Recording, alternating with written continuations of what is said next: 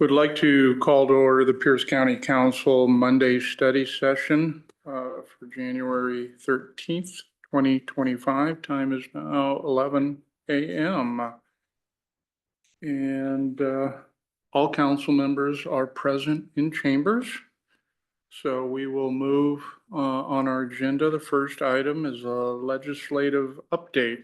Mr. Taylor, do you want to do the introduction? I'd be happy to. Thank you. Good morning, Hugh Taylor, council staff. On your agenda, as the chair noted, is the legislative update. This is the time each week where your state legislative affairs contractor comes before the council during session and briefs you out as to the activities for the week. This will be the first one for 2025. So Mr. Shaw is present. He's going to walk you through items that are occurring this week in terms of hearing that align with the state legislative priorities that you adopted. Being the first meeting, though, I think Mr. Shaw is going to touch on a number of other items as well, just general orientation to the session. So with that, Mr. Chair, I'll have Mr. Shaw take. Thank you. Thank you for that introduction. Mr. Shaw, welcome. Thank you, Chair, members of the council.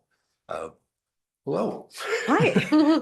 I'm Michael Shaw. I'm the lobbyist for Pierce County, and we start today. And I sent two different tracking lists. One is the all-encompassing comprehensive list, and it is at this point 35 pages. The first 6 pages are just the hearings for this week. So they are hitting the ground running. And this is a 105-day budget session. And we have a whole bunch of new legislators. Of course, we'll have a new governor, I believe, as of Wednesday. I think that's the swearing in when his staff comes in. And I think we're still trying to figure out the chessboard. There are legislators who've been appointed. For instance, Senator Wynn is now going to the Department of Commerce, I'm sorry. And so they'll have to fill his seat. And of course, the likelihood is they'll do that with the House members. They'll have to fill that seat and so on and so on. So I think we're still kind of waiting to see what the full cast of characters for Olympia. Now, as you all no doubt heard or read, this is it's a budget year, but it's a pretty grim one. The operating budget, they're talking about $12 billion over 4 years deficit. They're talking about a 6 to 7 billion in the transportation budget over 6 years. So there's a lot of challenges to be faced. They're going to start this week by reviewing Governor Inslee's proposed budgets. So they're going to have those hearings this week. And then essentially after this week, those will be put on the shelf. And they will essentially wait until March 20th when the fiscal forecast will come out. Excuse me. In odd years, it's in March 20th, and even years it's February, but they'll essentially wait till then. And the rumors are is that it's going to be, the forecast is going to get any better. It's not going to provide a lot of good news. It's people are expecting it to be worse, frankly. So we'll start with the budget, and then we'll put that away, and we'll focus for the next in the next several weeks. I just pull up the draft cutoff sheet. We'll focus on substantive priority policy bills until about the 21st of February. That's the first committee cutoff. And I'll send the calendar, Mr. Taylor, so you can send that off to you. And then they'll do a fiscal committee cutoff a couple of days later on the 28th, go to the floor. The reason I bring this out, that's a pretty good chunk of time that we'll be focusing on the policy bills. But then after that, after the Senate's gotten done dealing with the Senate bills and the House got done dealing with their House bills, they've set this up so that cutoffs are one after another. And I assume that's because they don't have any money, right? And a lot of these bills will have fiscal notes, and this is a way to get rid of those bills. That's my assumption. The other document that Mr. Taylor hopefully has forwarded to you is what I refer to as our watch list. I tried to align it with our leg agenda. So if it's with leave of the chair, it's okay. I just if I could go through that real quick, then I think it'll give you an idea where we're at on our bills. The first bill that I have on here is a hearing that's coming up on the 15th at 8 a.m. Some of you might remember, I think it was last year, then Councilmember Mello went down to testify on a True Blood bill. It was pushed by Governor Inslee to have us do competency restorations in our facilities as opposed to Western State. It seems like there's another bill that's coming out to deal with that issue, and that's 1218. And it would essentially, real quick, create a cap for how many referrals we can do to the state system. If we go over that cap, we'd be penalized. That money would go into a fund. If we went under our cap, we would get money from that fund. That's the broad strokes of the bill, but it's a limitation again and a penalty. If we send more folks in the state system, then they give us the number they assign us. The problem is it doesn't take into account, well, what if the city of Tacoma? What if they send so many folks into the state system? Will that be used against the county numbers? So we won't be able to control that. So we'd be then on the hook for that penalty. So that bill, it comes up now. It's a governor request bill, but it's a Governor Inslee request bill. Now, after Wednesday, does this have a lot of push behind it? But I want to bring that to your attention first off. Another hearing that's coming up also on the 15th is 5052. One of the issues that's come up the last couple of years, a number of years, about 2-3 sessions ago, there was a law passed that said if police want to talk to a juvenile, they have to have an attorney assigned. And I think in practice, that has been an impediment in dealing with particularly youth firearm issues. So there is a bill, 5052, that is set to be heard on the 8th. Now, there's a number of bills actually that deal with this issue. This is one I think has what the prime sponsor is Senator Solomon, and the second signature is Senator Dingra, who heads the Law and Justice Committee. So for me, that's the one to keep an eye out there. There's another bill that, since I'm dealing with law enforcement, it's not yet got a hearing, but it deals with fentanyl and the exposure to children. That's something that is on our agenda. There's a number of bills on there. Senator Braun has a bill. It hasn't been set for a hearing yet. It's on our tracking list. And I also think that will be the Senate vehicle because, again, Senator Dingra is the second signature on that. But there's a number of House bills that do this as well. One of the bills that came up that's got a hearing on the 16th is a county utility tax. Counties don't have a utility tax, the cities do. Senator Chapman has a bill that's going to get heard at 1:30 on the 16th that would give counties a utility tax. It would be credited in the incorporated areas if the cities have one against the city. So it wouldn't be double taxation, but it does mirror the city authority. Later on the 17th, Friday, jumping to Friday, is a Pierce County bill, our county ferry bill. And I believe Councilmember Hitchen I've signed her up to testify, so I hope she can make it. I'll be Be in there as person. well.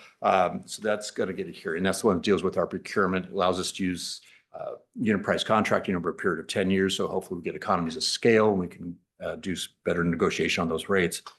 And then the last bill I have on here is 1057, which is a good bill. It's a good bill. It would have the Department of Commerce take a lead in helping local governments get federal grants.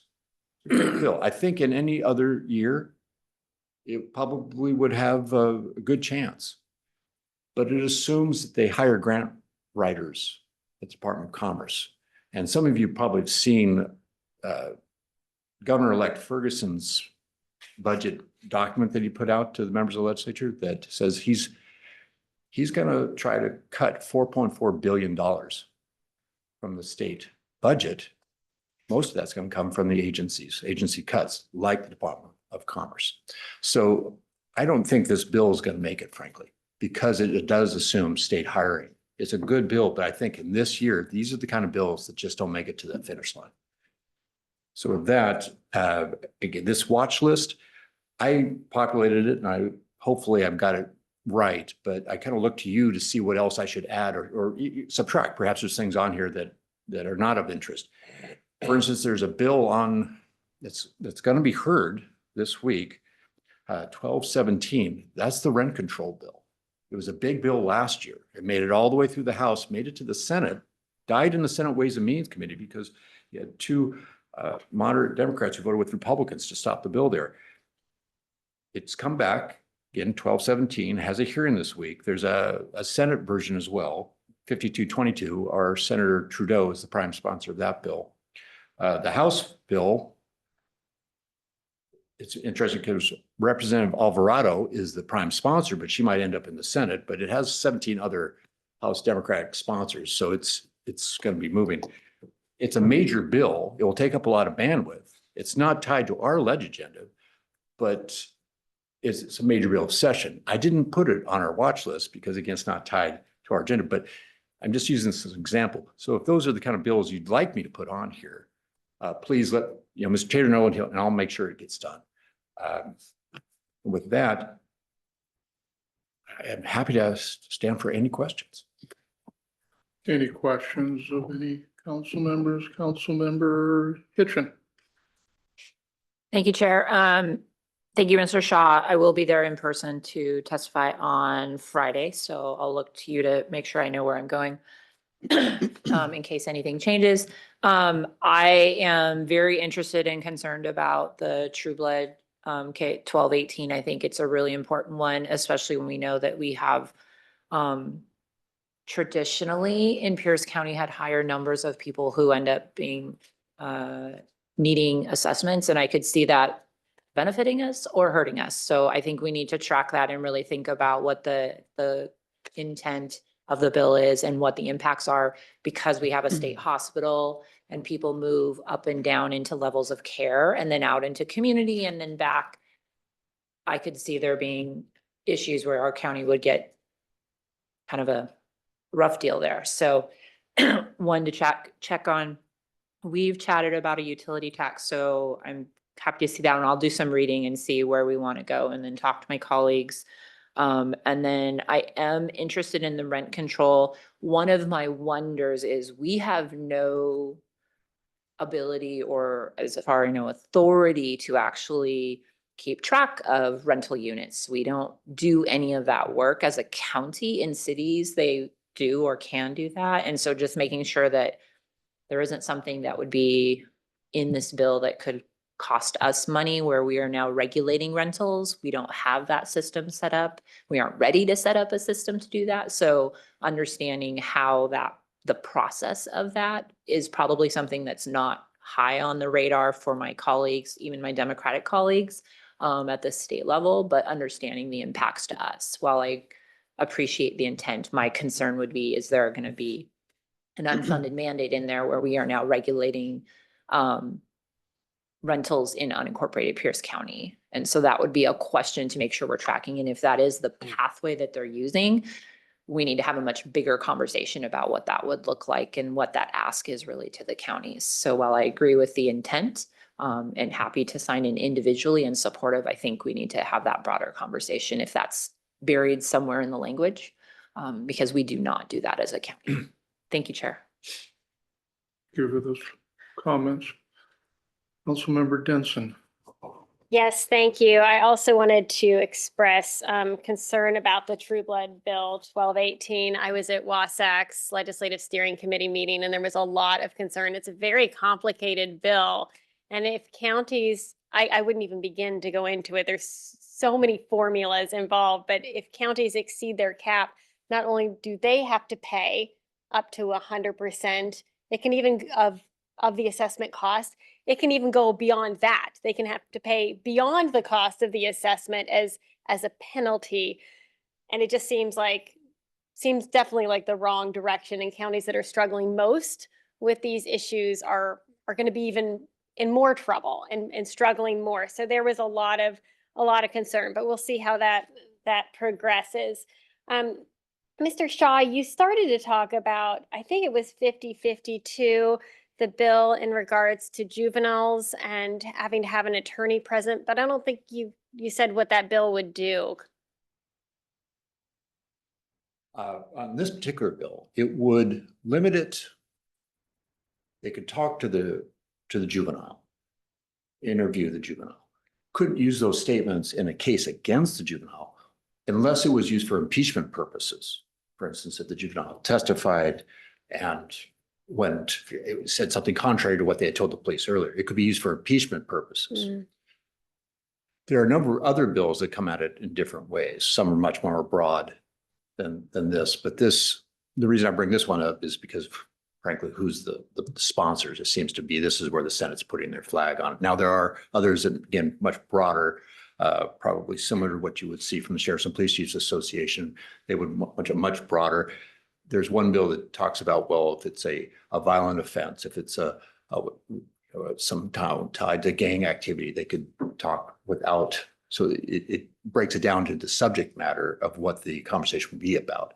So there's a number, and it'll be interesting to see where they land on this, but this is what that bill does. Okay. Yeah, I was curious because I have heard about the challenges from our law enforcement professional, both at the city and our sheriff's department, just not being able to talk to these young people in a timely manner. So I'm glad they're digging into this to make sure we don't have unintended consequences. Thank you.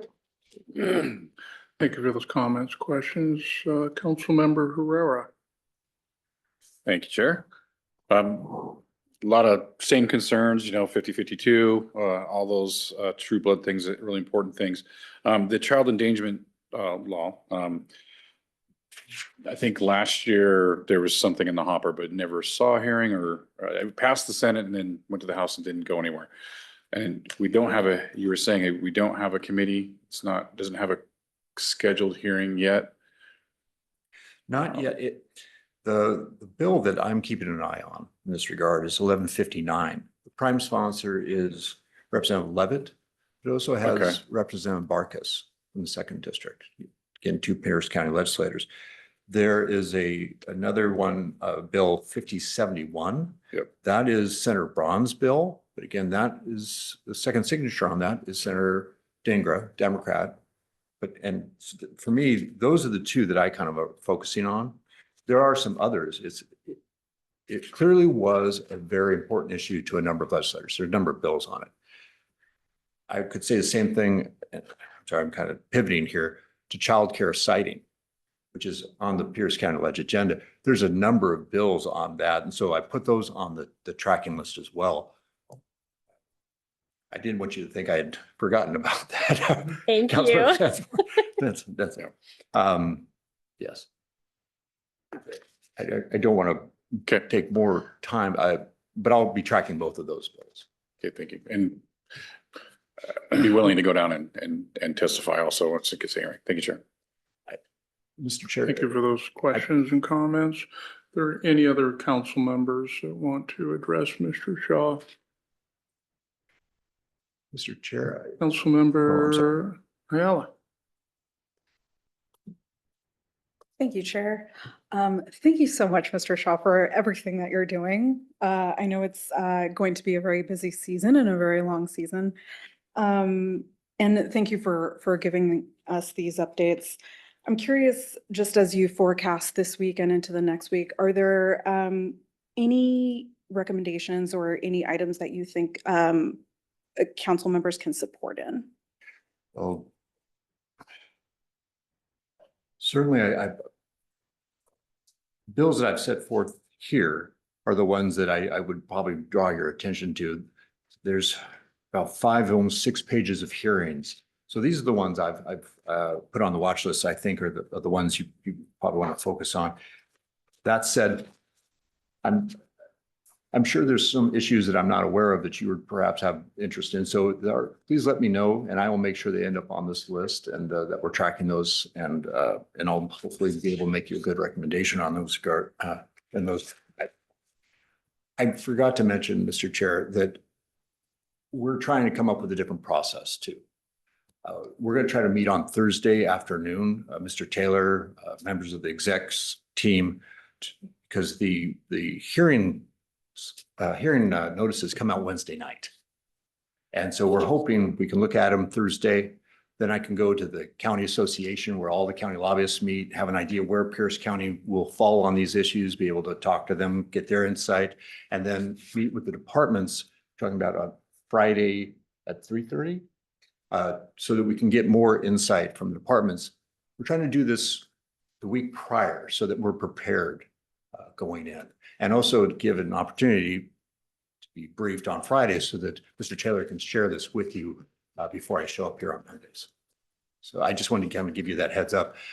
I think we're all going to scramble. As you know, the county association also has had a bunch of changes and with their staffing. So I think we're all kind of figuring it out this first week. Thank you. And you concur with that, Mr. Taylor, as far as trying to get everything lined up? I do. I think that the process, the revision that's being contemplated or worked on is to the benefit of the council so that you get information sooner, right? As it is right now, the process for several years has been one where I distribute the watch list either Sunday night or Monday morning like I did today, which works, but it could definitely be improved upon, and that's what we're looking at doing. Okay, thank you. Thank you, Mr. Shaw. Thank you. Good luck. Yeah, here we go. Thank you. I appreciate it. Okay, moving to item number 3, review of January 14th, 2025 council meeting agenda. Ms. Long. All right, thank you and good morning. This is your council meeting agenda for tomorrow's regular meeting. It is amended, as you will see. Right now, there are no items for you to take action on your consent agenda. So we'll move right to section 7. You have 2 proclamations tomorrow. First up is honoring the Reverend Dr. Martin Luther King Jr. for his contributions to the ideals of equality and justice throughout the world and in Pierce County, Washington. And this was requested by Councilmember Herrera. The other proclamation is one of the council and executive designating January 2025 as Whole Child Month in Pierce County, Washington. This was requested by council members Hitchin and Ayala. So moving now to section 8. Yes. Just 1 minute. I mean, as far as the Dr. Martin Luther King Jr. Mhm. Councilmember Herrera, you're going to read that one? Okay. And then the proclamation for the Whole Child Month. Okay. Councilmember Ayala will read that one. Okay, great. Thank Thank you. Good to move ahead. All right, so we're at section 8, resolutions. You have 3 items here. The first 2 may be continued as I understand it. The first is R 2024-266, and this is establishing the council's standing committees, naming its memberships and officers, and setting the meeting days and times for the year 2025. It is for final. And then the next is R 2024-267. This is making appointments of council members and staff to positions on external boards, commissions, committees, and other organizations for the year 2025. This morning, we discussed it in rules that there's a possibility of we may continue these 2 resolutions to the meeting on the 21st. So that still is a possibility, and basically what we would have to do then is when the proposal comes up, we'd move it. Will we read it into the record? You don't even have to do that necessarily. The motion right out of the gate could be to continue to January 21st. And it's a voice vote, and then you can move right on Okay, for both of those. okay, good. So it will orchestrate that. Okay, thank you.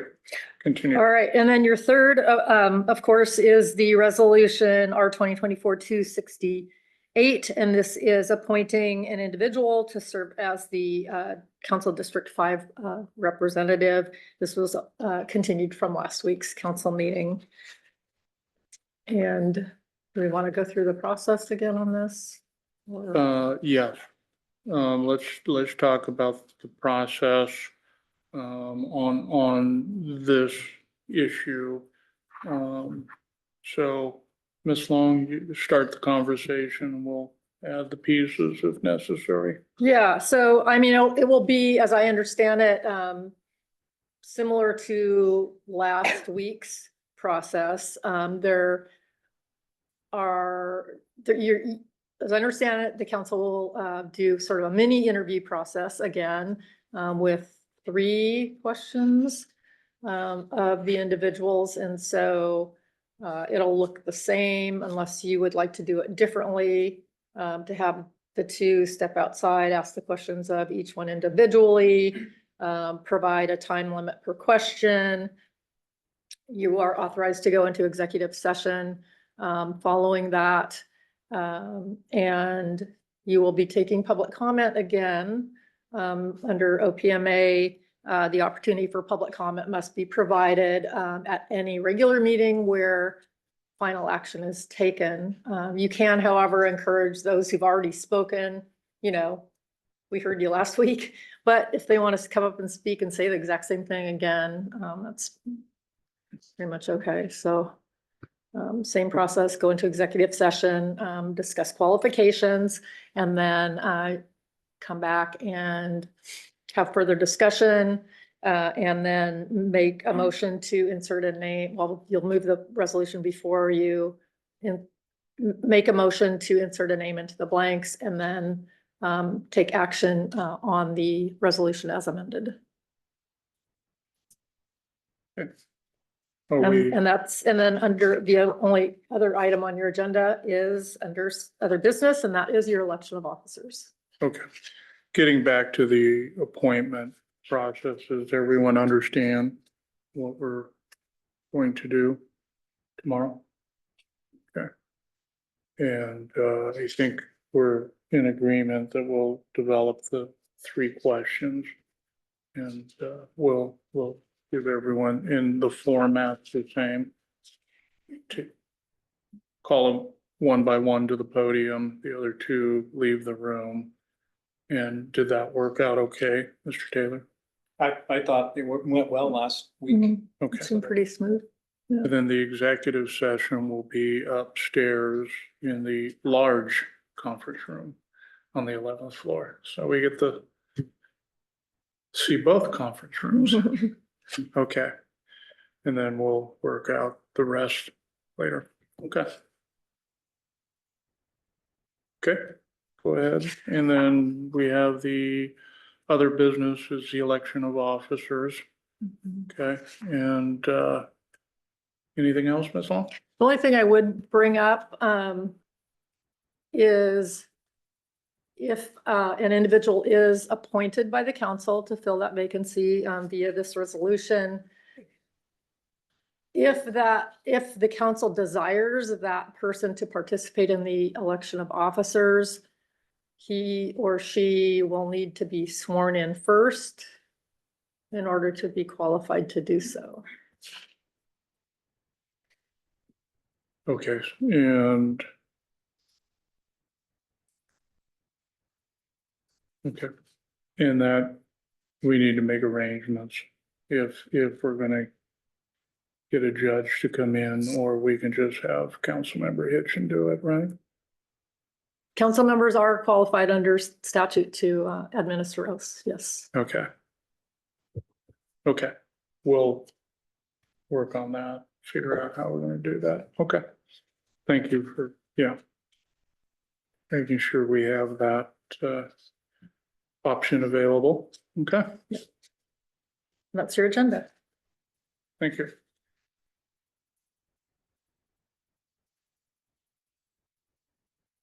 Okay, review committee agenda for the week, Ms. Long. Thank you. So no other meetings for you this afternoon, committee meetings or study sessions. Your next meeting is tomorrow's noon study session. And we just have your usual Tuesday study session agenda items there. And then, of course, at 3 is your council meeting. And those are your meetings for the remainder of this week. Okay, is there any questions? on the agenda for the rest of the week. Great, okay, thank you for that. Okay, Chair. Question. okay, Councilmember Hitchin. Thank you, Chair. Ms. Long, sorry, going back to tomorrow's agenda, the conversation around possibly being able to do the appointment to JMAC as part of the agenda, is that something we're ready to discuss, or do we need to talk about it tomorrow, or? So, council member, we have requested some information from the city of Tacoma. I made that request this morning. So I think it might be better to have the conversation tomorrow. I mean, you can, I guess, foreshadow in the sense that the Joint Municipal Action Committee is scheduled to meet on the 17th. Ideally, if the county could identify its representative before that, it would allow the county to continue to participate as early as possible in that process. Theoretically, the council could make an appointment tomorrow.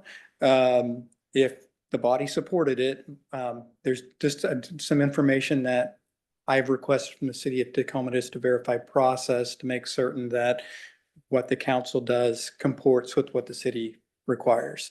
So we should know soon and certainly before tomorrow's study session, and we can brief out the outcome then. Okay, thank you. Okay. Thank you, Chair. Any those questions? Okay, then if there's no further questions pertaining to council meeting agendas, we'll move on to number 5, administrative items. Mr. Taylor? Thank you. Just want to give a hiring update, just to make certain the council is aware, continues to be aware of the moving pieces with the various positions. So clerk of the council, as I reported out last week, the recruitment closed on January 3rd. I was able to go through the applications that were received as with HR. There's a good solid pool of applicants. I've identified a group of applicants for further evaluation. My plan is to reach out to them by phone this week, just to, verify their interest, answer any questions they have regarding the position. Trying to keep that group down to 6 or fewer candidates. And you do have a good pool, so I think we're going to be able to do that. I'm going to recommend that there be a 3 or 4 person panel interview set up. I'll work with leadership some more about that. But I'm thinking at this point in time, 1 council member, 2 council staff members, and perhaps someone from outside of the council, if possible. That's, for further discussion, with the goal of trying to get those interviews set up by the end of the month so that that position can be filled quickly. The policy analyst, senior policy analyst is out for recruitment right now. It closes on the 20th of January. Chief of staff closed on Friday. I'll be working with the chair and the council to talk about that process for how you want to handle applicants and interviews separately. Regarding extra hires, an item I'll be bringing to rules in the next couple of weeks concerns our current extra hire, Ms. Tillman. She's coming up on her 6-month mark. So under the county's administrative guidelines, extra hires are typically limited to 6 months. They can be converted to what's known as a limited duration position to allow for continued employment. And so that's something I'll be bringing to rules here in the next week or 2 to discuss for Ms. Tillman. And that's what I have. Is there any questions of Mr. Taylor? Not seeing any. Thank you for bringing us council up to speed on all the hiring that we have to do in the next few months. But at least we're getting the applications and the candidates applying, so that's great. Okay. Thank you. Okay, other business? District 5 council member vacancies. I think we've discussed most of that. Yeah. We just need to solidify and come to final agreement on the three questions. But other than that, the process will be the same, so. Okay, we'll move on to executive session. Ms. Long, will you explain the executive session? Yes, thank you. So this is an executive session authorized by RCW 4230-110-1I. The purpose is to discuss with legal counsel matters of pending or potential litigation to which the county is or may become a party and to which public knowledge of the discussion is likely to result in an adverse legal or financial consequence to the county. And Mr. Chair, before the council goes into executive session, if you'll state the time at which we'll return. And I'm understanding 20 minutes. Okay. 20 minutes, so. Okay, I'm just gonna set it for noon. Yeah.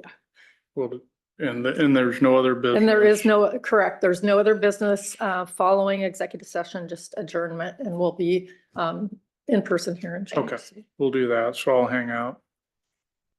Necessary. Thank Okay, you. we're just gonna meet here. So what we'll do is adjourn, go into executive session, and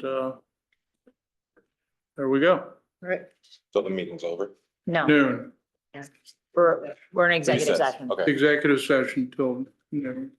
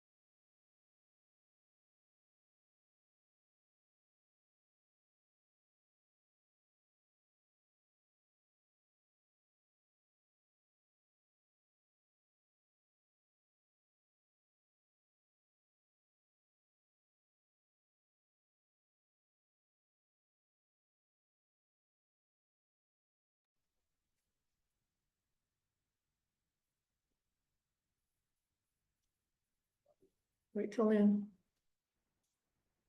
According to what's its noon?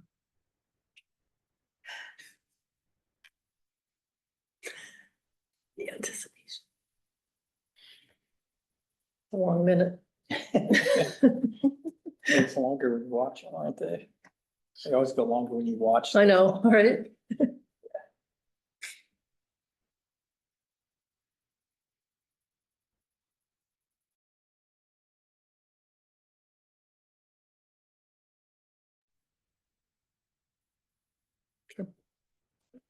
Okay, I'd like to call the meeting back into regular session. No action taken in executive session. And with no further business, we are adjourned. Thank you.